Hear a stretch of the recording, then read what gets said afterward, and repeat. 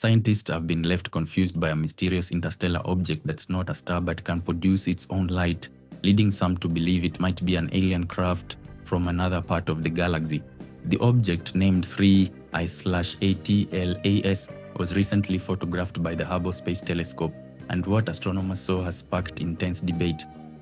Unlike a typical comet that glows because sunlight reflects off dust and gas around it, the glow from it seems concentrated on the side facing the sun and drops off sharply as you move away from its core. This unusual behavior has raised the possibility that the object isn't shining from reflected sunlight but is generating its own light, almost like a spacecraft switching on headlights in the darkness of space. Harvard astrophysicist Avi Loeb, who has long argued that some interstellar objects could be artificial, noted that this thing could potentially be powered by an internal energy source such as nuclear power. In this case, the dust being seen might not be cometary debris at all, but material collected during its long journey between stars and released as it heats up near the sun.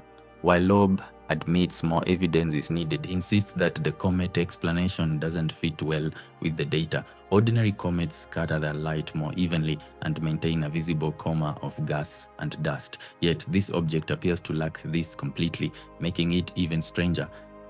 Adding to the intrigue, researchers studying its trajectory discovered that 3I/ATLAS is on an extremely unusual course through the solar system.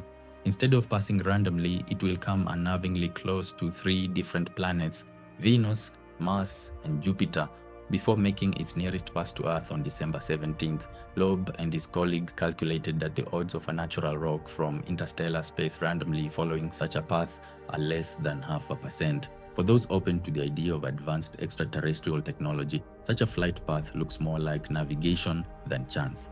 The size of the object is also being questioned. If the light it produces is actually generated from within, then the object could be much smaller than the initial estimate of 12 miles across. Loeb suggests it may be closer to only a few hundred feet in length, which would put it in the same category as Oumuamua, the first interstellar object detected in 2017. Like this current object, Oumuamua baffled scientists by accelerating away from the sun without the expected push from gas or dust, and Loeb famously argued at the time that it was likely a probe sent from another civilization.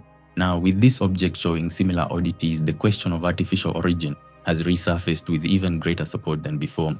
Some have tried to propose more conventional explanations, that perhaps icy particles evaporating as it warms could cause the glow, or maybe it's a fragment from a massive stellar explosion. But these ideas fall short when compared against the data.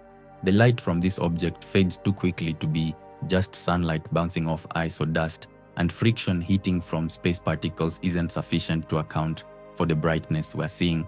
Radioactive decay or even a miniature black hole have been ruled out as well, since neither could produce light visible from Earth's telescopes. Astronomers now await a critical moment on October 3rd, when the object passes close to Mars. Observations from that encounter could help confirm whether this is just an odd but natural comet or something far more extraordinary. If it truly is generating its own light, powered by an unknown energy source, then this may be the strongest evidence yet that civilizations beyond our own exists.